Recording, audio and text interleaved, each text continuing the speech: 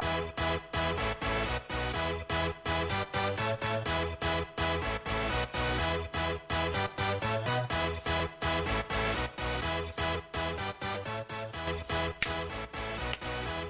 everybody. Welcome to the Donna Sports Show. I am your host, Don Figarelli, and I am brought to you by my great sponsors and great friends. J.D. Muggs Still and Grill, Primerica Investments with Mike Figarelli, Wayne H. O'Brien. The H stands for houses and hockey. He loves both. Ozzy's, the world's best sub. Man, what a sub sandwich they make. Auto Advantage of Addison to fix your car. Fox Bowl on Butterfield Road in Wheaton. What a great atmosphere for bowling. Two Chefs Restaurant catering in downtown Bensonville. Avanti Stone taking you to the new Stone Age. And the golf courses of the Forest Preserve District of DuPage County. A nice day to get out and golf today, folks. Now, hold on to your ears, folks. Out there, everybody. Scott Allen is here sitting. So wait till you hear this guy sitting in with me today. Hi, Scott. How are you? Hey, Don. Thanks for inviting me. Boy, we're down here. There he goes. I know. I'm not taking over. Scott Allen is not going to take over, but I want to thank you for inviting me on your new podcast. Congratulations. Thank you. We're down here at the basement of our good friend John DeVita, which I'm very impressed about. And we did our last show together we won't mention the station, but back in December we did. Right. We did a lot of shows there. And over the 12 years, we've done a lot of different shows about sports. Boy, there's a lot to talk about now, Don. Yeah, absolutely. I got Scott started. He was painting a house up on a ladder somewhere in Bensonville or somewhere, and heard the radio station, the big guy and I, and he said, wow, those guys are pretty interesting. Wonder how they got on the air. So that's how the career took off, painting a foyer in Wheaton, and that's when we all became good friends. That was the nice thing about the old station, is we met a lot of nice people, and like John DeVita, I've continued my career now. I'm going to be joining this. I'm going to be joining you guys here once a month or so, and then I'm on another Slam Internet, which is a young man. John would really appreciate a young guy. The name is Josh, who went out of school, went to a broadcasting school, and just didn't want to work for anybody. And he started his own little. So I give you guys credit starting these. The new wave is the podcast. I guess Don, it is. Really is. Scotty, it takes a little while to get used to it. It does. Well, you know what I'm not used to is not getting callers, and you know me, I got to talk. Yeah, you got to talk. Speaking of callers, guys, we're going to have Jack Ryan call. He's a Fighting Irish fan, a St. Rita fan, and a historian also. Wow, that guy knows a lot of history about Chicago, and I want to thank you, John, for inviting me on last week. That was a lot of fun with those guys, man. But I'll tell you, Johnny, I feel inefficient with those guys. They're so knowledgeable. They are knowledgeable. I need books. I got to look it up in a book. Yeah, they have it in their heads. Yeah, right off the top of their head. They go, oh, yeah, that was 1903. It was 2 o'clock in the afternoon. Right. But, Don, one thing I know, we're going to have a lot of guests on, but one thing I want to talk about this time of year, in April of 2012, look at what we have now. We got the Hawks, the Bulls, the Cubs, and the Sox. One thing I wanted to ask you, what do you think about this series with the Hawks and Phoenix right now? Well, I'm surprised the Hawks are behind. They should have won that game last night, home ice. They won in Phoenix, one game, so that should have given them the momentum. And they come home to Chicago and they lose in overtime. That was bad. I think it might have been a letdown after the big win Saturday night. Well, but you got to keep that momentum, and you've got to take that old story as home court advantage. In hockey, it's home ice advantage, and you need that. I don't know if this team is good enough to go all the way this year. It's hard to say, but we were talking about before we got on the air. The physical aspect of the series now. It seems like hockey's getting as physical as it was back in the 80s and 90s. Yeah, well, I thought they were going to curtail that, but evidently they haven't defined the guys enough, or they haven't enforced it. But we're going to also talk with Jeff Trusko about bowling. We're going to talk to Mike Sandrolini about the Bears and the Cubs. Oh, no, not the Cubs. He's not too much of a Cub fan. We're Sox fans. Yeah, he's a more Sox. But we got a lot of Cub fan listeners. So absolutely. I'm one of those odd guys, Scotty, that I really do, and I mean this sincerely. I like both teams. Yeah, I know. I remember on your old show, the other station, you used to say that quite a bit. Mm-hmm. I'm not a Cub fan, and when I did the old Scott Allen show over there, I was not opinionated about it, but I'm a Sox fan. But I don't want the Cubs to do bad. For example, I give the Cubs credit right now I really think that what they did was getting that Theo Epstein was a good. I think the Cubs are really going in the right direction. I think they're cleaning house. My only thing about Wrigley Field, don't get me started on this. It's old. It's time. Get rid of it. I mean, oh no. Oh, but Don, I mean, concrete. It's a landmark. You can't do that. Well, no, but concrete's falling off. I mean, come on. Well, they'll repair it. All right, hold on just a minute. Now, Wayne O'Brien will call us. We'll talk about hockey, and we'll talk to Jeff NASCAR, the house wizard. Now, on the line is Jack Ryan. Hello, Jack. Hello, Jack. Oh, hi. How are you, Jack? Hey, sitting in with me is Scott Allen. You know Scott. Hey, how you doing there, Jack? Oh, yeah, you mean Scott didn't? I don't know. Did you have a show last week? Yeah, Jack. Yeah, I was on last week. Mm-hmm. Jack called in about a few weeks ago. I'm semi-periodically over there. Yeah. Oh, I don't know. It's on right now. The podcast is on right now. He can listen to it. Yeah, see, you can hear it. You know that. All right, Jack. He was probably in church anyway. Yeah. I'm sure. On Good Friday, the stations at the cross. Jack, the Fighting Irish, Notre Dame, wow, they just couldn't pull off that basketball for women. They were in the final game. They lost to Baylor. Yeah. Mm-hmm. Well, yeah, geez, they were undefeated. Baylor was undefeated, and they just had a little too much talent for Notre Dame. But give the Irish credit. They went all the way to the final game. You can't. No. And St. Rita won the hockey championship. Mm-hmm. And I want to thank you. Is that right? I wanted to thank you for having me on the historians. Man, I feel inefficient with those guys, though. They know so many details and stuff about anything. Mm-hmm. Yeah. Well, yes, I have. I've done some things. You're right, but those guys go way back for the history of things. When it was built and so on. And I don't have that knowledge. I like to participate in a lot of sports, but I'm not that knowledgeable. But I do know some trivia. Listening's a skill, Don. So that's good to listen, right? Right. All right, John. Well, listen. What about what's coming up for Rita now? They're in. Well, school will be out, but baseball, right? How's their? Yeah. They were ranked nationally, and then they said they dropped the first two games. Mm-hmm. Just dropped them off the national ranking, but they come back strong since then. Mm-hmm. So they've had good baseball programs. I mean, going back way back before they were a football power too. So. Mm-hmm. I'm going to give Scott a trivia question here. See if he knows it. Well, first I got to ask Jack. Now, Jack, how many of the old Scott Allen shows did we chat about my good friend Ozzie Guillen? Now, what did you think about Ozzie down in Florida? Now, was I right or was I wrong? I can't understand the whole thing, it's a good thing Judge Landis isn't the commissioner, huh? Well, the thing, though, what really got me, I was out painting last week. I'm still painting part-time, and I was on a ladder, and my customer and I were talking about this. Now, you think about this. Now, they get Ozzie Guillen down in Florida. That's the key for Little Havana. And right, exactly. I mean, think about just where that new ballpark is. It's literally 75% Cuban. That is not the right thing that Mr. Guillen said.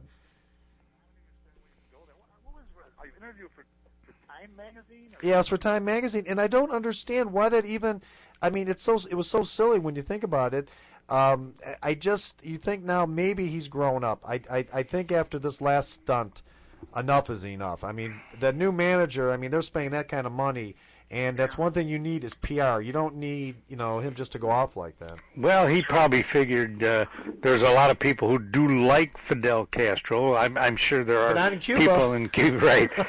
And so that's probably what he was thinking. Not the ones that are in Florida. Yeah, right. But the ones in Cuba, they like the guy. So that's probably what he was trying to convey. That said, well, hey, he's not that bad of a guy. They better like him in Cuba. Yeah, right. Or else get the head cut off. Jack, since when? Was a minor league ball player in the U.S. Who was? Who was? Oh, Fidel Castro was. Yeah, that's right. He was. That's Hot right. boy, that's a great trivia question. He played second base too, if I'm not mistaken. Mm-hmm. Maybe if he could have hit a curveball, he would have been doing color commentary now instead of, Yeah. Here, wait, I got to here now. This is a trivia question for Scott Allen. Okay. Yeah. He went to St. Rita. He played baseball at St. Rita. Okay. Okay. He's current now. He's currently working, not in the game. He's not playing anymore, but he's broadcasting. And he went to St. Rita, All-American there, and now he's a broadcaster. You know what? Who is it? NBA or Major League Baseball? Major League Baseball. Len Casper. No. No. His name is an occupation too. Mm-hmm. You know this one, huh, Jack? Huh? Jack, you know this one, sure. right? Jack knows it. Occupation. Yeah, he's a broadcaster, baseball broadcaster. Elevator pass when he was Local. All right, I'll give you this hint, Scott. He's local, right? Okay. It's either the Cubs or the White Sox. He's the broadcaster. Well, it's Ed Farmer. Yeah, there you Oh, go. Oh, sure, Ed Farmer. You know, Ed Yeah, Farmer. now we got it. Ed Farmer. I heard What a story. what a great I was announcer. kidding him on the radio one time. One more when the strike was on, they had like they had like round table on WMAQ. We Sure. were talking. One was WMAQ in those days. Yeah. And I said, hey, I sold you your elevator pass. You know, I didn't have a pass. And he told the story of he was going to be going to Mount Carmel. He was playing summer baseball. He ran into Father O'Malley. That's J.J. O'Malley, he was the big Rita baseball guy. Yeah. He says, oh, did you know that Mount Carmel's dropped their baseball program, which they had? Wow. Like, I would put it past O'Malley to tell him that, trying to keep him up with it, but it was true. So he switched and he went to St. Rita. He never did have an ID card, I guess, or something. You know, it's funny, Jack, about Ed Farmer. The knowledge that he knows, he to me would be like Dave Duncan. Dave Duncan was such a great, pitching coach with St. Louis, and then with, for Tony La Russa. I think Ed Farmer would have been a great pitching coach. Well, he probably would have. Yeah, The sure. knowledge, but the knowledge he has is terrific. I get a kick out of it. That's right, I like Scott, it. as you said that. But listen to his broad sometime. He'll go. He knows. He says detail. Well, there's a foul ball up on the upper deck. It's near the washroom. Hell, by the way, they're out of toilet paper in the washroom. Oh, yeah, he's amazing. The detail. He does stuff like that. He goes. The detail, yeah. I was in the restaurant, and the boy, the guy was eating a steak. He was playing again. He goes on and on about details. Yeah. 2 or 3 seasons ago, Ed Farmer was doing the games with Steve Stone, and you talking baseball, man. These guys had everything going. Every little detail and stats, and of course Right. being pitchers, they gotta have everything on in their head anyway. Mm-hmm. Yeah. Get there, so. Yeah, man. But that's what I liked about Harry Carey was just sort of the opposite. Right. That, I mean. What the hell's the score? Who's even playing? Give me another Budweiser. Yeah. Who's here comes Gallarala, rala. Sammy Sofa. Did he say that, He said Sammy? Sammy. Oh yeah, many times Sammy Sofa. Yeah, I remember a couple times painting away listening to the Cubs, and Harry saying, "There's Sammy Sofa on right field." Oh, that's what I liked about it. But Yeah. these guys are so, detailed, I guess is what it is. Remember, the best thing on TV was Harry Carey and Jimmy Pearsall together. Oh, Oh, God. Pearsall was the best. 77 season. Yeah. 77, they were doing a game down in Texas. Uh-huh. There was nothing but home runs. It looked like a highlight reel, Finally, Harry says, "Boy, if either of these teams had any pitching, they'd be dangerous." Well, He said, "What thinking now, The funny thing about that, Jack, was the fact that him and Reinsdorf, as you know, never saw eye to eye because Jimmy told it the way it was, and that's what I liked about him. In fact, Joe Gentile, God bless Joe, I remember a couple interviews with that Joe had with Jimmy because Jimmy and Joe went back a long time, and Yeah. Yeah, Is Jimmy he's still he's up in his 80s, high 80s, right? We ought to have him on. 29. What does that make him? 1929. Yeah, he was born in 20. 83 then, right? Mm-hmm. He just Young dude, remember? he just played. He's quite a fisherman. He lives in Wheaton. Last I heard, he lived in Wheaton, and he loves to fish. Mm-hmm. Will he come on the show if you ask him, you I think? think so. If we can get to him, absolutely. Oh, Jimmy would talk about baseball. Oh, talk about. I'd like to get him on too. But Jack, you got to listen to my show on Slam Internet. It's on the I'm going podcast. to try. Yeah. Last week I was at the banquet. I couldn't listen to anybody. Yeah, Mhm. it's podcasted there. But I'm looking forward to doing a show here now with brings back a lot of memories. We're trying to bring back the old WJJG crew. If we get some of our listeners back, that's what we got to do. We got That's it. We got to get. If they knew you were there, they'd go. Absolutely, that's what we have to do. There. That's I'm absolutely. telling you, it was the best thing that happened to me in my recent years was to discover the station, through Sure. Cop Talk, and then down a sports show. I thought for the longest time that the announcer was saying, "Stay tuned for the Madonna Sports Show." Madonna, right. We should Well, try to get Cop Talk back. I was an altar boy, so I was close to Madonna. We should try to get Cop Talk back, John. That would be nice to get. Oh, that was flagship, wasn't it? No. Yeah, okay. No, cut it out, Scotty. Okay. No, take it easy. Okay. Slow down. Okay. All right, hey Jack, thanks for the call, buddy. We'll talk to you next week, okay? Good hearing from you again, Jack. Yeah. All right. Take care. Talk to you later. Bye. All right. Bye-bye. Bye. All right, Johnny, we're going to take a fast break.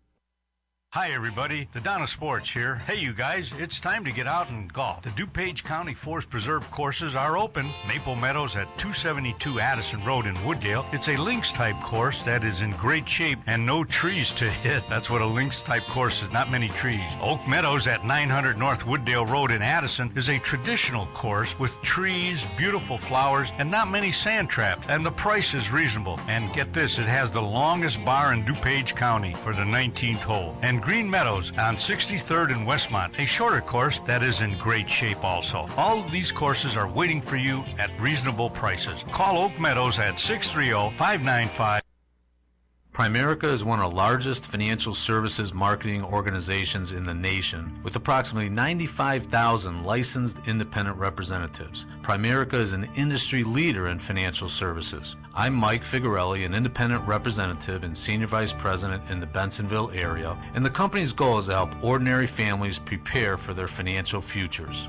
We've shown many local families how to do just that, and we are prepared to grow locally by providing people with financial solutions as well as a great business opportunity. As an independent representative with Primerica, you can build a business of your own, part-time or full-time. To learn more about the Primerica business opportunity, call me, Mike Figarelli, at 630-860-0033. Again, that's 630-860-0033. Hi, everybody. Welcome back. We're here at beautiful studio here, John DeVitta's studio. In the basement, I like it. Yeah, and Scott Allen is with me today. Kind of a shy guy, so... That's right. You may want to back away from your computer there listening. We should have a call from Jeff Trusco, a sport that is right down Scott Allen's alley there. Bowling. Yeah, good old sport of bowling. And let's see what Jeff has to say. Hello, Jeff.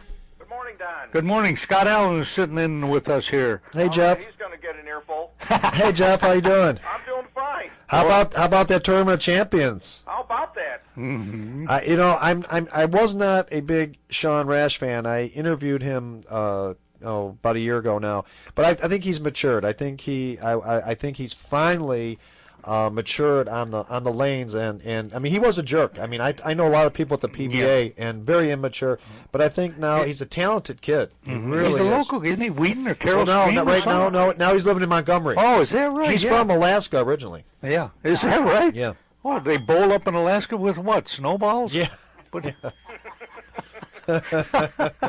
All right, Scott, Jeff, well, I'll just prep Scott a little bit here, Scott. Well, let me just tell you, we've had a little bit of an up and down season, Scotty, but through my efforts, not my efforts, but through Scott's effort, through all the guys on the team effort, we've peaked now, and we're in the playoffs. Are you guys at Wooddale now this year? Or where you No. at? Stardust? We moved to Stardust. Stardust, okay. Okay, and through Jeff's persistence, he's there every week. And poor Jeff started out, but then he got injured. His knee is in bad shape, and his shoulder. So he comes every week. He's a stat man, and we give him credit for that because Sure. he didn't have to be there, but he does. He comes every week, and we picked up a couple of new bowlers that really helped us. So, Jeff, you're the manager, right? Well, sorta. Yeah, he's sort of the manager. So go ahead, Jeff.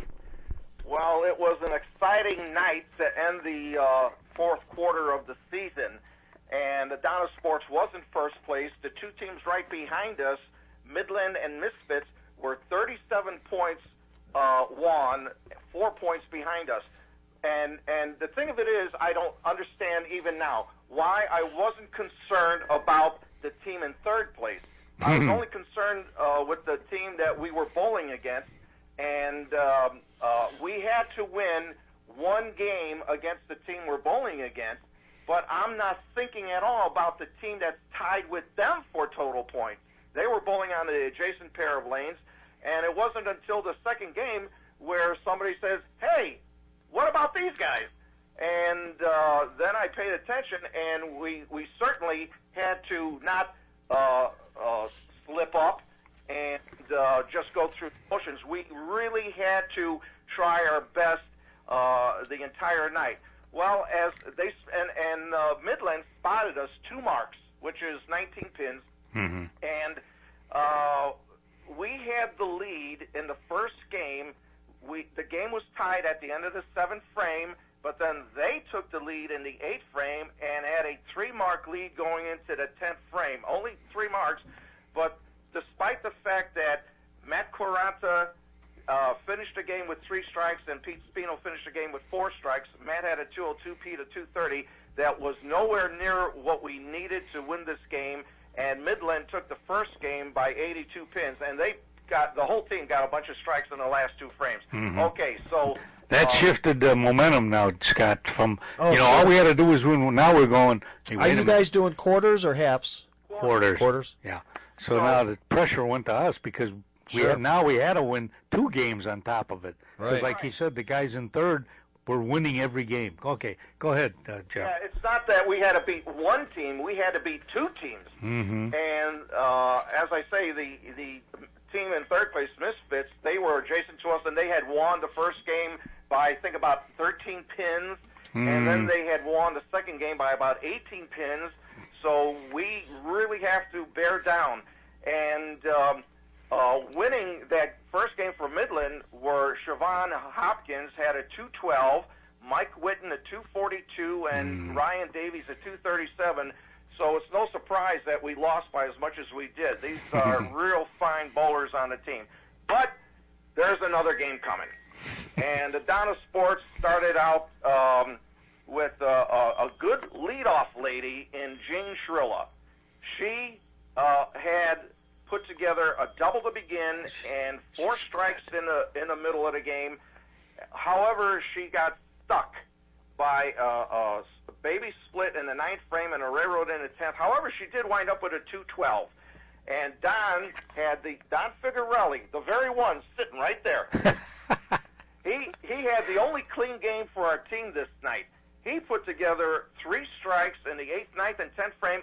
Don, we really needed that. You had a 217. Good Brad game. Meir chipped in with a 203, and through some unfortunate circumstances by the other team, the Donna Sports won that second game by a mere 4 pins. Wow. How we needed that. We're on pins and needles. We're waiting for these guys. Please, we're praying. We're giving them the horns, trying to make them screw up in some way. Of course, it's all luck. We have no effect on that. But just the same, you try any kind of superstitious thing that you can, and it worked. Are you guys 32 weeks or 36 weeks? 33. Oh, 33. That's Yeah. interesting. Wow, 33. I used to bowl 36 weeks. That's too long. That's too long. That's a long. I think they should shorten that season a little bit. Well, we say that, but they can't, Scott, because they need the money. They need the revenue. Sure, They're closed June, July. Not closed, But nobody's there. no. So how do you we think? have summer leagues, but obviously it's not as busy during the summer. That's why they have certain specials going on Sure. Hey, at certain times. Jeff, how do you think about the PBA tour right now, where it's at? It's struggling. Well, I don't get to see it all the time. I don't have cable, so I have to go to the bowling alley to watch it on ESPN. Right. And there are bowlers that some bowlers that I certainly never heard of. And I'll tell you, I like the way it used to be, where you had the top 5 in the stepladder final. Yeah, the stepladder I like much better than the top 4. Right. You had 4 matches, and of course, I'm a big fan of. I was a big fan of Chris Schenkel. Oh yes, and Nelson Burton. Nelson Burton, yeah. Burton was an idol of mine way back in the day, and the format that they have today, I don't particularly care for.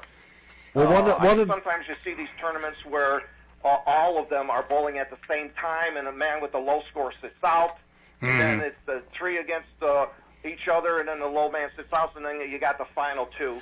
That just doesn't do it for me. One thing they're going to do now, Don and Jeff, because I'm a big fan of the PBA, and when I had my TV show, they sent me a lot of different stuff to put on the show. But anyway, one of the things they're doing now is they're going back to the old days where it's a big field. They're getting away from the exempt bowler, and I think that's good. Oh, so anybody can go in.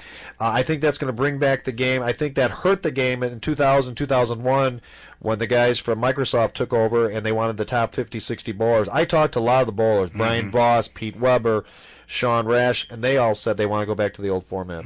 Good for them. Yeah. I'm not sure if I enjoy watching this Belmonte guy, and there's another fellow that throws two-handed. Two-handed, Belmonte, I don't know, do you like that? I don't know. It's different. It's a bit. That Belmonte's got a lot of spin on that ball. Yeah. When that ball's coming into the and he's pocket. Always in the top 10. He's a little troublemaker too, though. Oh, is he? Yeah. Really? He's a little instigator on the. He does a lot of little things. And I didn't like Sean Rash at all. I've got to know him a little bit, and very arrogant kid. But like I said, he's starting to mature. But Belmonte's a little instigator. He's pulled us a couple times. When they're in a match, what he'll do is he'll take his bottled water, like I have right here, and I'll do it on the air. And he does that. No way. Oh yeah, he does that. And oh yeah, he does that. He's right? He's like a little like a little bully, and he's done it. He's done to several of the players. Really? And and he's been getting fined that's for some inside stuff. Oh, absolutely. Yeah. Well, I know my PBA. Yeah. And well, what about Pete? Look at what he did at that when he won that. Well, Weber was Open. Yeah. See now, Pete, and I like keep Pete. showing that on. Yeah. Now that was silly. That was the Pete Weber of the early '80s. Very immature. Wasn't that stupid? Yeah, it was so. That was very. terrible. That was just. That doesn't do bowling. That does good, not do bowling right? good either. No, and here's again the legend. Now I had interviewed Parker Bone back in September, I think it was. There is a class act. He seems there is Parker Bone, 32 titles. He's been with Brunswick since he started. Just a true gentleman, And Pete still goes off a little bit. He really does. They showed it again on David Letterman. He said, "Look at this guy." That makes him look like a fool. Yeah, right. That really All does. right, listen, Jeff, we'll finish up here with the last match now, with the last game. So now after two games, they won one and we won one. Now it's all for the last game because we don't have to worry about the third place team. Talk about pressure, huh? Oh, my Lord. And thanks to our leading lady, Jane Sherla, she started off with a double, and after converting a one-pin spare, she put together 4 strikes in a row. We had never trailed in this game. We had a 13 mark lead going into the 10th frame, and Jean winds up with a 226 game, and she took team high honors with a 621 series. Congratulations to Jeannie. And let's not forget Siobhan Hopkins on Midland. She was the high female between the two of them, and certainly a high person for Midland. She had games of 212, 212, and 220 for a big 644. Her average is only a 179, so she always seems to bowl well against us. Yeah, can you imagine that 2 women bowl higher than the guys on the lane? Amazing. But go ahead, Scott. Jeff. So as a result, the Donna Sports crushes them in the third game by 160 pins. We win 5 points. We finished the quarter with a 46-10 record. We earned the right to occupy that 4th position in the playoffs, which begin tomorrow night. And we are so looking forward to this matchup because I'll tell you, of the 3 other teams who have won the quarters, our opponents tomorrow are J.D. Muggs. They won the first, or rather the third quarter of the season, and on the season we have a 10-4 record against them. However, Donkey Punch won the first quarter, and we have a 7-7 record against them. And let's see, Chicago Spence won the second quarter, and against them we only have a 9-12 record. So if we are successful tomorrow night and get into the championship match next week, hopefully it'll be against Donkey Punch. Yes. Well, all right, Jeff. We'll see. We got to get by tomorrow first, all right? Good luck, Jeff. Excellent report, Jeff. Thank you very much. Are we able to profile any teams now? Well, just one right now because we're running a little late. Just do one. Then we'll go with Midland. They have Mike Gilbert on the team, who has a 139 average. Bill Murray, not the Bill Murray we all know. I was just going to ask you. He has a 172 average. Sid Whitten has a 175 average. Siobhan Hopkins has a 179 average, as I mentioned. Jerry Damascus, their leadoff man, is at 199. Ryan Davies has a 203. Mike Whitten has a 231 average. Wow. So Mike Whitten and Todd Borchardt lead this league. They're both about the same, 230, 231 averages, and then the rest of the guys are below a 220. All right. All right, Jeff. Thanks an awful lot, Bye, buddy. Jeff. We'll talk to you tomorrow. Okay, let's keep positive and just get excited about this and stay focused, and I think we can pull it off tomorrow. All right, we will. Okay, guys. Bye, Have a good Jeff. day. Bye-bye. So you guys are at Stardust now, huh? Yeah. We are. Boy, Stardust, that's the same guy that owns... Is he still alive, the gentleman that owns it, or did he pass away? No, he's still... His dad probably passed away. Irwin Corsi. Irwin. Yeah. Irwin's still around? Sure. Oh, my He's God. How old's Irwin fairly now? young. Well, maybe in his 60s, I would think. Oh, no? the father's passed away, though, Yeah, right? the I know, father passed I know away. Irwin, sure. And he's still in Town and Country. Yeah. Do they still own Hillside? I believe so, but I think Hillside's in the process of closing. I would imagine that. Yeah, that's too bad. That's too Yeah. bad. Those are. I remember Town and Country growing up, bowling in Town and Country. Oh, my. But talking about that was interesting with Jeff's report there. I love Pete Weber, but that was Pete. I know, Pete, just stop. I mean, he just went off. Well, I think what happened was, I still think what happened was, I missed that Somebody match. was heckling him. Yeah, I had a show, and I watched the first game. Yeah. Someone was heckling him, and he just lost it. You really think? I mean, was the guy? Oh yeah. He was heckling him. He was heckling him, but Pete still. Come on, he's 48 years old, 49. He's going to be in the seniors. Yeah, you get heckled. You got it. Yeah. But Randy Peterson and I was interviewing Steve Jaros one time on the old show about 3-4 years ago, and I remember watching Randy Peterson. Randy Peterson. Peterson, who does the he just made the Hall of Fame. Right.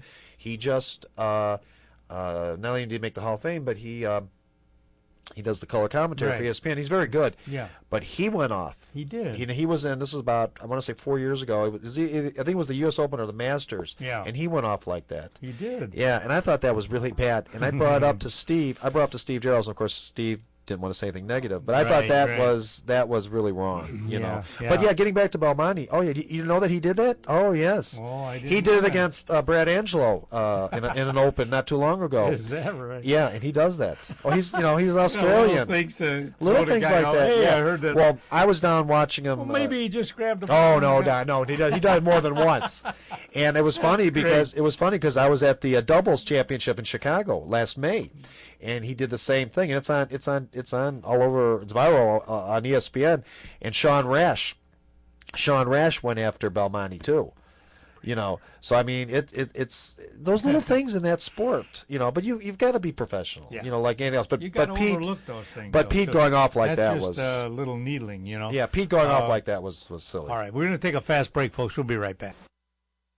Hey folks, if you get a chance, get over to J.D. Muggs Bar and Grill, located at 437 North Addison Road in Addison, Illinois. 33 different kinds of beer. Can you imagine that? It's the home of the He-Man Burger, and baby, that is a He-Man Burger. Wait till you see the size of that burger. Chicken Caesar salad, which is one of my favorites. It's a friendly atmosphere. There's karaoke on Wednesday night and a great DJ on Fridays. Call Dean at 630-833-2570. My name is Tom Sims. I'm the owner of Fox Bowl. We are Fox Bowl Training Center and Pro Shop. We set ourselves apart because we emphasize instructions. We have a full-time bowling instructor, Greg Zika. We have instant replay, videotape each bowler. Another program that we have is our Youth Bowling, USA Bowling. It's an 8-week program, after school type of thing. It's 8 weeks for $88 with instructions, and every child gets a free bowling ball, a $75 value. And thank you from Fox Bowl.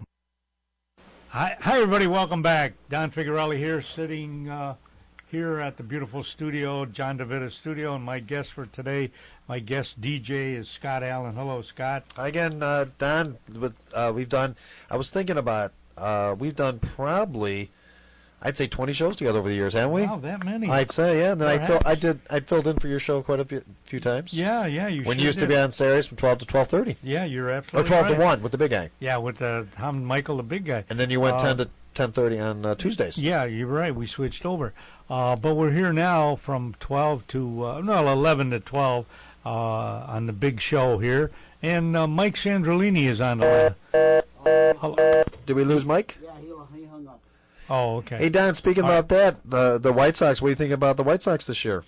Well, at first I didn't give him much of a chance, but I've been watching him because, like I told you, I'm a fan of both the Cubs and the Sox. So whenever I get home, if the Sox are on, I'll watch them. If the Cubs are on, I'll watch them. I believe last night, too, they were both on at the same time. Yeah, they've lost 2 in a row. Well, but, one of the things, though, this year, I think they're going to be right around 500. I don't expect any playoffs out of them this year because it's kind of a transition period. Losing Burley was a big. Once they lost Burley, I thought, they're rebuilding. Yeah, to me, he was the key of that pitching staff. Yeah, he was, and I'm surprised he left Chicago, but I can't blame him. Money's where the money goes. More money, a warmer climate. Warmer climate. Yeah. All right, Scott. Let's see. We got Mike on the line now. Hello, Mike. How are you, Mike?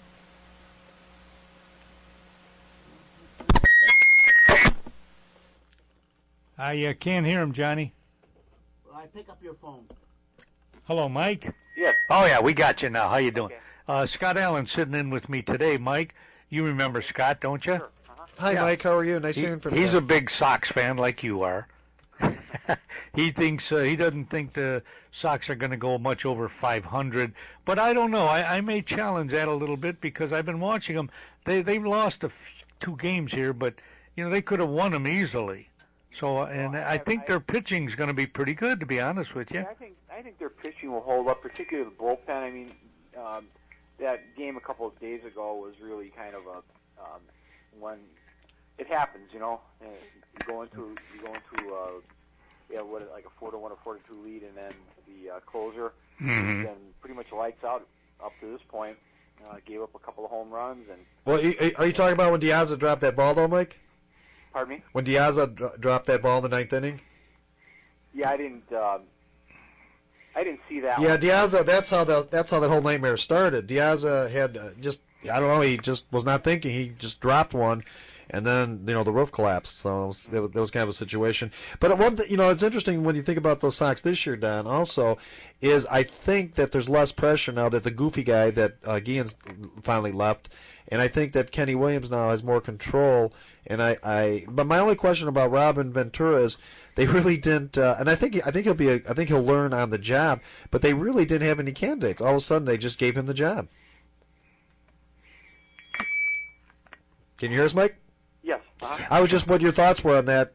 I think Robin Ventura, a total opposite of Ozzie Guillen, and I think of class. He's got class, but I just don't know if he was really qualified for this job. It seems to me that from what I've heard, in the locker room, I think it's a lot. I've heard a lot of players say that the locker room atmosphere is a lot better with him there. Sure. You're right. I mean, it's any time you bring somebody in who doesn't have any kind of experience managing or coaching, even in the minor league level, I think you're taking a big risk. But I don't know. It's definitely going to be wait and see with Ventura as far as what he can do here in the next couple of years. I think this year, I think a lot of fans will probably take a wait and see attitude with him. Mm-hmm. Well, see what happens with that. But Mike, the players still have to play the game. I mean, he can't run for them. He can't bat for them. In the last couple of games, there's some mistakes. Running into a double play and not taking an extra base, things like that. That comes from the players somewhat.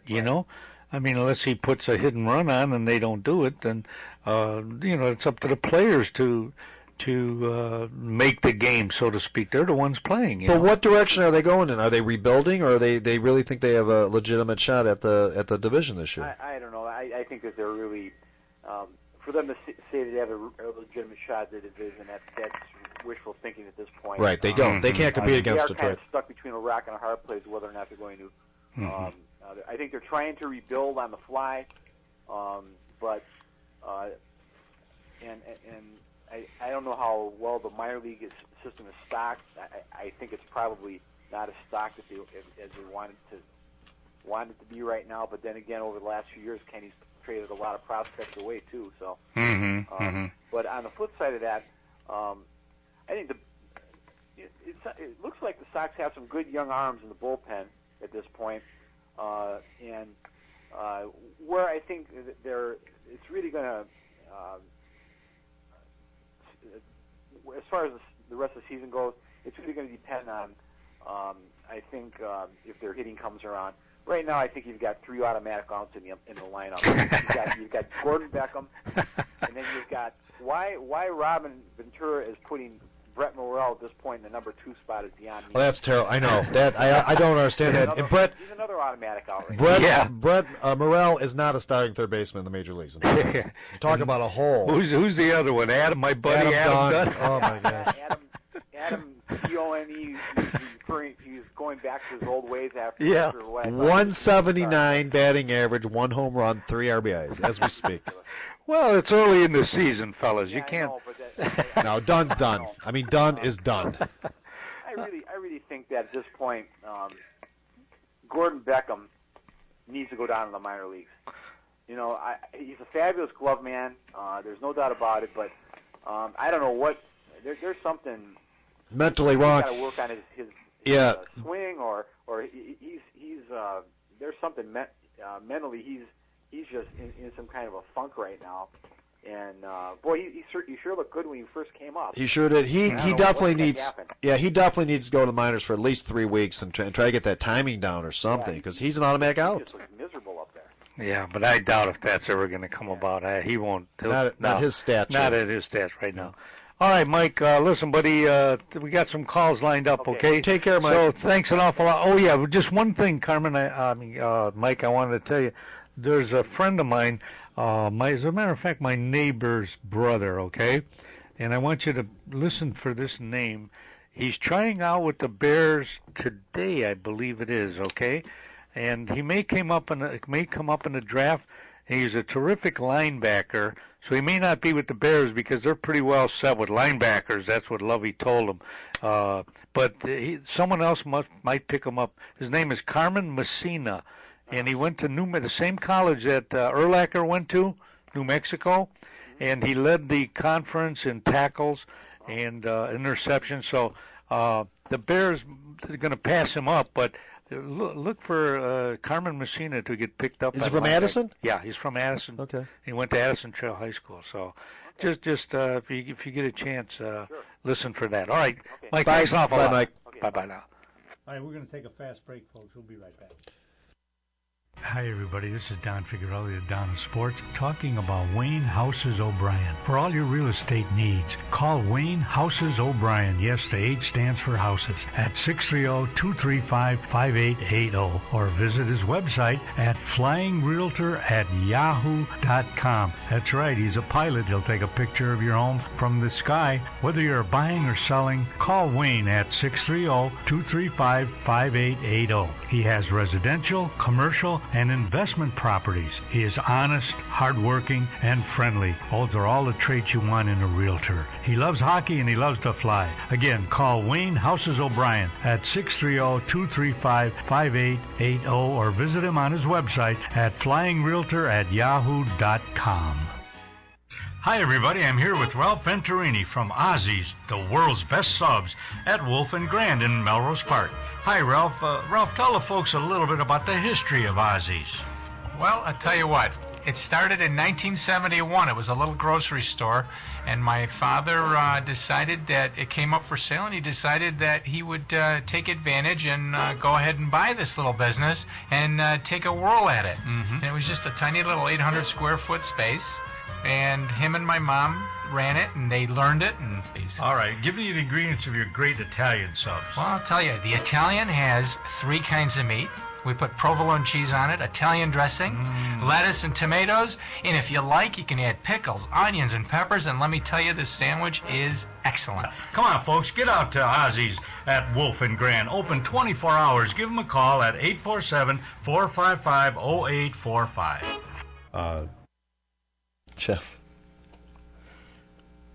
Hi, everybody. Welcome back. On the line with me now is Mr. Know Everything, can do everything just about. is NASCAR Jeff. Hello, Jeff. How are you? Good morning, Don. It's a nice, sunshiny day out today. Absolutely. Say hi to Scott Allen. He's sitting in with me, Jeff. Hey, Jeff. How you doing? You guys have hooked up somewhere down the line, haven't you? Yeah, Sure. Scotty's a good painter, darn good painter. Yeah, it's a good man. I don't know if he's still doing it. Oh, how you doing, Jeff? Yeah, I'm still doing it part-time, but I'm doing some more acting now. I just did a couple roles. I just did a TV commercial last week, and then I did a print ad for Joliet Tourism, but I'm still swinging a brush. How are you still doing the carpentry, or? Yeah, I'm kind of doing that, but I'm trying to set up my own production company now. So I've kind of gotten into the computers. I'm taking computer classes in social networking and programming. Good for you. So, Yeah. Well, that's good for you. Well, by the way, Scott, are your paintings for sale? I wish I could paint. I wish I could paint. Do you sign them? They might be worth something. Yeah. I remember, Jeff, not that kind of paint. Not that kind of paint. We used to have some good conversations about politics and the trades, right?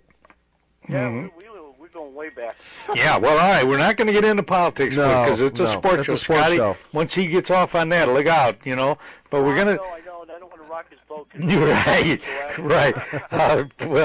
But we're going to talk NASCAR. Where are we with NASCAR? Who's ahead in the FedEx and the Winston Cup and so on, Jeff? Well, it's the Nexo Cup, and right now Greg Biffle is the leader. He won last weekend, which is a good thing. So he still holds top spot. But there's a lot of guys struggling this year. One of them being Carl Edwards and Jimmy Johnson. But Jimmy's coming on. He's going to be. I think pretty much everybody that's in the top 12 right now will be probably where they're at. There's a few that are outside of that. I think will move up, but it's one of those years like Kevin Harvick. He won't be doing. I think Kevin Harvick's kind of floater. I think he's kind of. I actually think he needs to get away from Richard Childress Racing, but. See, he knows all that stuff. Yeah, well, Jeff, I remember talking on the old Scott Allen show. One thing about NASCAR, you have to admit, people, say, in Michigan are not as excited as the people down in Alabama, are they? Well, I wouldn't say that. I mean, I grew up in California, and it was race, race, race. I got in every aspect of racing you can think of. So, I mean, the Midwest is known for the Cubs and the Sox and the Hawks and all that, but I think there's a lot more racing people out here, especially being close to Indy. They fill up that Joliet race, Chicagoland, right? That's sold out. That's Joliet, right? I think predominantly it's IndyCar people out here, but it's growing now. They're going to have a different series from Australia out here this year, and it's going to be the what they call the Ford Super 8s. It's what Marcos Andros, which is racing Nexo Cup, used to race in Australia. So it's going to be interesting. It's going to be like Ford Focuses, I think, and Probes and all that, and the smaller cars. It's almost like a European type series, but it's a really good series. I liked it. I used to watch it all the time. Well, all times when you watch it on speed, but last weekend it was just a whole slew of stuff going on. You had IndyCar, you had NASCAR. Yeah, that's right. Formula 1, drag races. I just 4 white drag races out in Charlotte. Yeah, I remember when they used to have, Jeff, you said you're from I remember you're from California. Don, do you remember Santa Fe? That was the big one out in Willow Springs or Western Springs out there. Oh yeah, Santa Fe. Santa Fe, where the big runs, run. And that was the quarter-mile track. I remember that. That was growing up in the 60s. That was the big track. Well, but evidently they didn't have enough support or whatever. It was a quarter-mile track or a half-mile track. But they used to fill it up. They took it out because the guy that owned the property sold it, and they used it for houses. Well, That's right. They got a couple $1 million bucks. California, I used to be like 10 miles away from a drag strip. It was out in the middle of nowhere, but it was a gravel pit. Well, the gravel pit, they just closed it 6 months ago, and they opened up the gravel pit to the gravel guys. So yeah, right. Yeah, so no, it's being let's say it's being covered up or whatever, but I'll tell you what, Joliet's got a fantastic race scenario down there. The race tracks are awesome. They have 3 tracks down there. One is the Nextel one. The second one's a drag strip, and there's another dirt one out there too. And I think they're proposing another thing. But Chicagoland Speedway is excellent. I mean, you could go there and tailgate like you would at a Bears game, which is awesome. You don't have to buy their food. So you can bring your own and bring it in. Well, I'm always for the working man. So bring your own food. Why spend $10 for a beer? They have Sycamore Racetrack out on Route 64, but that's been there for. I think it's still there. Oh, sure, Sycamore Speedway. I go there too. There's a lot of local guys I know. Fred Trier, a local sprint car and midget racer. He races there. He's a friend of mine, and a couple other guys from Elburn and surrounding areas. They race there. Then they've got the same thing. They race modifieds and sprints down at Grundy County and Ileana. And there's one up in Rockford, too. So they're all over. You just got to know. Yeah. I have fun going after the one in Sycamore and Grundy County. It's just like going to the King County Cougars. It's excellent. Sure. Yeah. I got a kick out of what I like about the Demolition Derby, you guys. Demolition Derby, I remember that. That's the highlight of the day. I could enjoy that more than watching the race guys going around 500 times, Derby. It feels like we're doing the bumper cars at Kittyland. Yeah, but they could come up, and some of them guys, right? Those cars, oh man. I had a couple of them. One of them was a '59 Plymouth Fury, and they had the wings on the back of it. Is that right? Well, the whole idea is you want to cheat a little bit, but you reinforce the wings, the little, wings on the back of it, like a '57 Chevy would, and you try and fill it up with lead and stuff. So when you ran into the guy in the back, you go real fast. You try to puncture. You hit right where the battery is. Oh, is that right? The front axle. It takes. They can't move. There's a little science to it, right? I remember Jeff and Scott. I had an 84 Lincoln, a beautiful 84 Lincoln. It was big and the thing was heavy. Those doors were thick. Those were boats back then. And I didn't want to keep it anymore. I said, 2 cars, insurance, this and that, and I said, I'll try to sell it. So I put it in a paper, some $800 or something like that, 8 and 9. Here come 2 big redneck guys, right? I'm going, what the hell? What do these guys want with it? Hillbilly Billy Bob. What do they want with this beautiful? And it was that I should have kept it because it was beautiful. With the opera windows and the tire in the back. I really should have kept it as a whatever. But then I said, I'm not into collecting. But these 2 big guys came. I said, what are they going to use that car for? They had a lot of Copenhagen on them, right? Yeah, and they bought it. And I bet you it was in some demolition derby somewhere. Because that thing was like a tank. They probably did that, yeah. So, we used to scavenge. Back in the old days, especially out in California, you can get cars dime a dozen out there. Yeah. I had a buddy of mine that worked in a junkyard. We used to scavenge stuff like you wouldn't believe, but this is going way back. I hear it's kind of hard to find anything that doesn't have a lot of body rot on it. So. Well, right. But that was fun. All right, hey, Jeff. Take care, Jeff. It was fun talking to you, buddy. Thanks for the report, and let's keep in touch. I'll talk to you next month. Okay, thanks, guys. All right, Jeff. Have a great week, and nice talking to you, Scotty. Give me a call sometime, buddy. Yeah, please do. You got my number. Call me. Thanks. All right, bye-bye, Jeff. Thank you very much. NASCAR Jeff. All right, we're going to take a fast break. I'd like you to go over to Addison Advantage of Addison, a car care center. Why? Because they have a free inspection for your brakes, your exhaust, your struts, your shaft, ball joints, radiators, water pumps, timing belts, tires, wheel bearing. You realize there are that many things that would be done on a car? Hey, that's all called preventive maintenance, right? That's absolutely right. Yeah, it's absolutely right. You can't be too safe. Yeah, get in there but if you do need some things, there's a $20 bonus voucher for any service over $250, which that save you $20, and a $5 bonus voucher. I keep saying voucher. $5 off any service over $30. That'd be easy to do. An oil change would be that. You'd get $5 off. They're located at 885 Lake Street in Addison. They're open Monday through Friday, 8 to 6. On Saturday from 8 to 3, give Dominic or Leon a call at 630-543-1397. All right, that's Auto Advantage of Addison, Car Care Center, great guys. They have best warranty around and the longest warranty around. Brakes $70 off on a brake job with a 4-wheel lifetime warranty. Can you imagine that? And a 1-year warranty on all labor that they do. All work comes with a warranty. So if you need your oil change, you need transmission, you need flush, front end work, fuel pumps, whatever you could think of on your car, go over to Addison Advantage of Addison at 885 Lake Street in Addison. Call Dominic or Leon, 630-543-1397.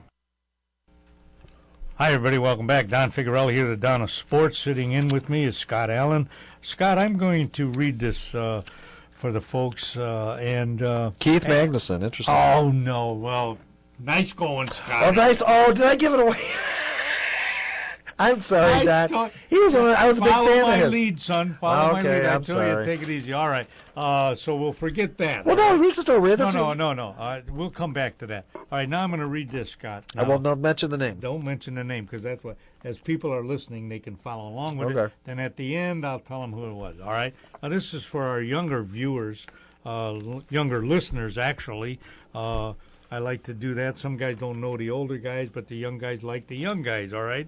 Now, here, follow along with me now. In 2007, he was the first player picked overall in the NHL draft. 3 years later, his overtime goal in Game 6 against Philadelphia gave the Blackhawks their first Stanley Cup in 49 years, Scotty. A native of Buffalo, New York. He grew up playing for the West Seneca Wings, the Buffalo Wrangles, and the Depew Saints. Who are we talking about? When he was 14, he played junior hockey in the USA Bobcats and was the team's most valuable player. After starring in the Hundy Bake AAA team in the Midwest Elite Hockey League and the National Under-18 Development Program, where he scored, get this, 102 goals in 2005 and 6. Wow. Blank now, didn't give the name now, joined the London Knights of the Ontario Hockey League. His on-ice success earned him the Rookie of the Year award and was runner-up for the league's MVP. Now, in 4 seasons in Chicago, he has scored 103 goals already and has had 200 assists during the regular season in the playoffs. He has added 20 goals and has had 28 assists. Now, my phone number to answer that, I'm not going to give it now. My phone number to answer that is 630-530-7061. Okay? Again, area code 630-530-7061.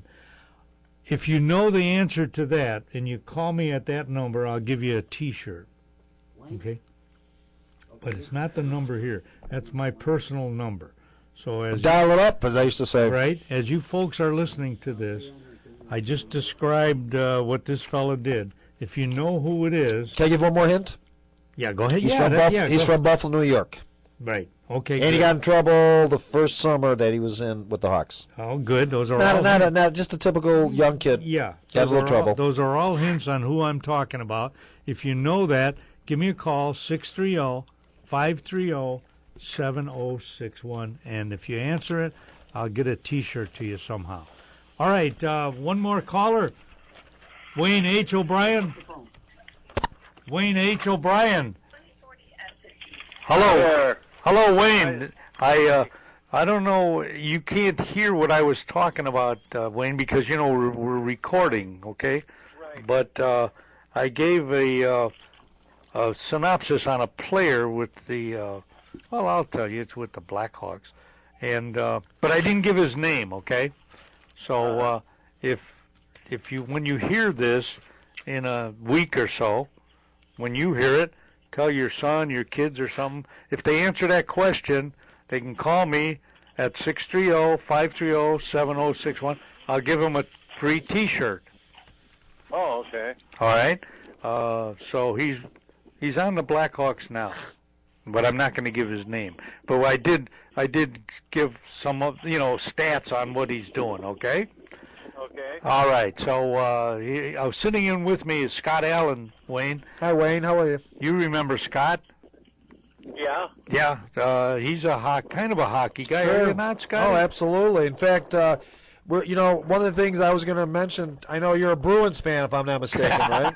See, I listen. Listening's a skill. He listens to it. But Wayne's a Bruins fan. Yeah, they won last night, I think. One of the things I think hockey has too many teams. I've always said that 16 teams is just too many. I think it should be the top 8-4-2. What do you think about that, Wayne? Too many teams in hockey now?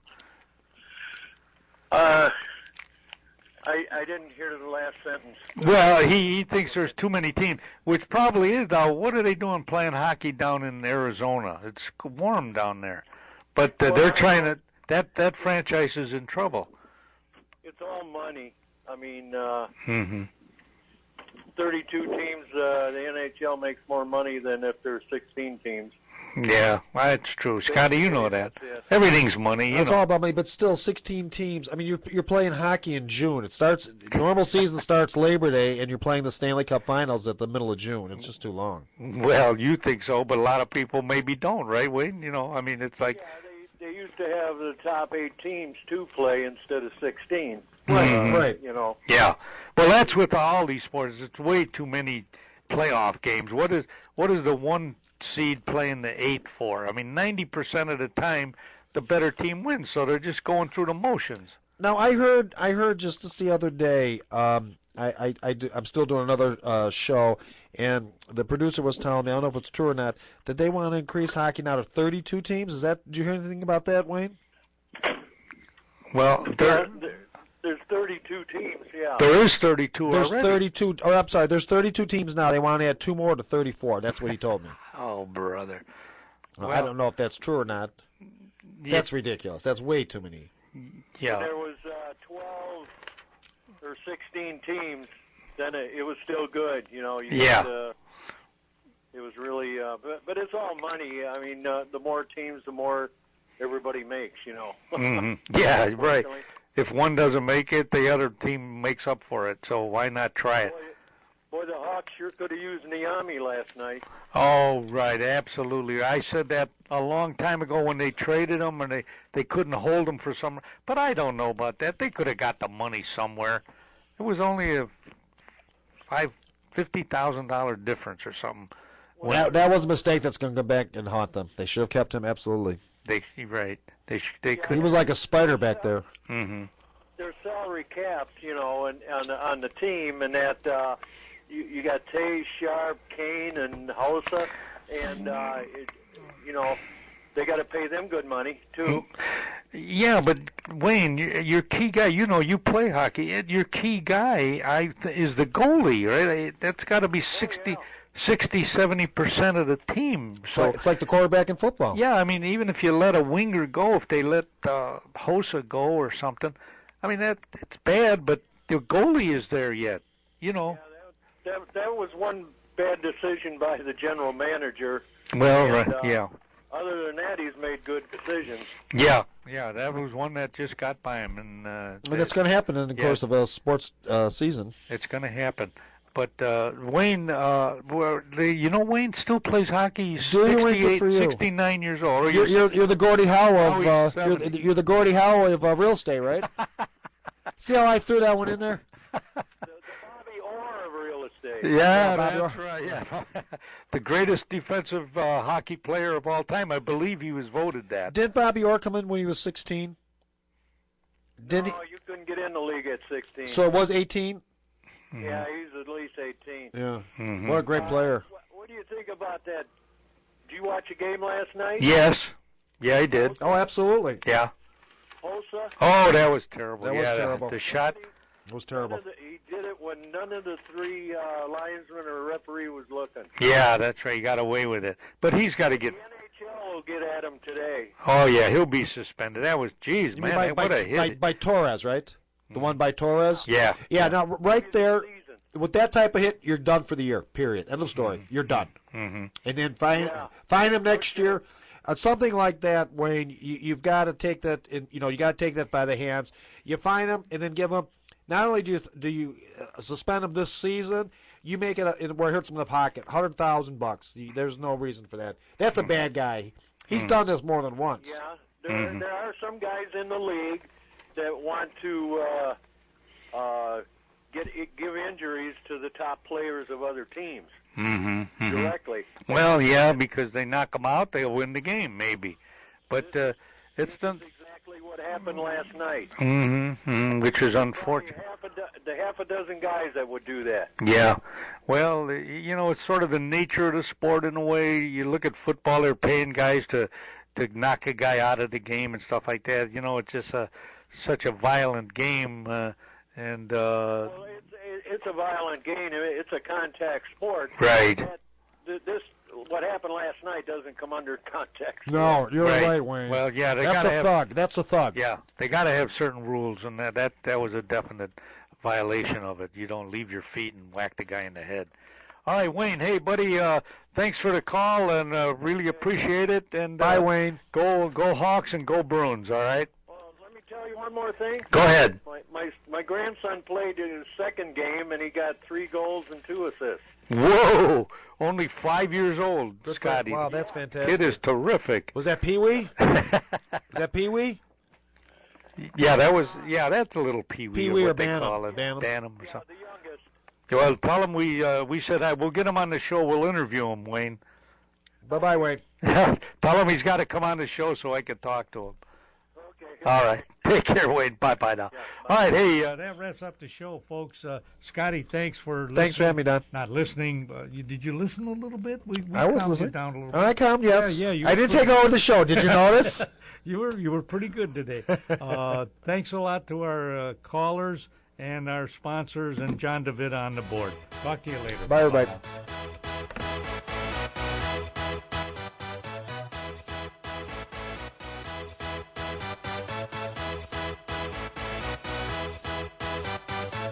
Y'all ready for this?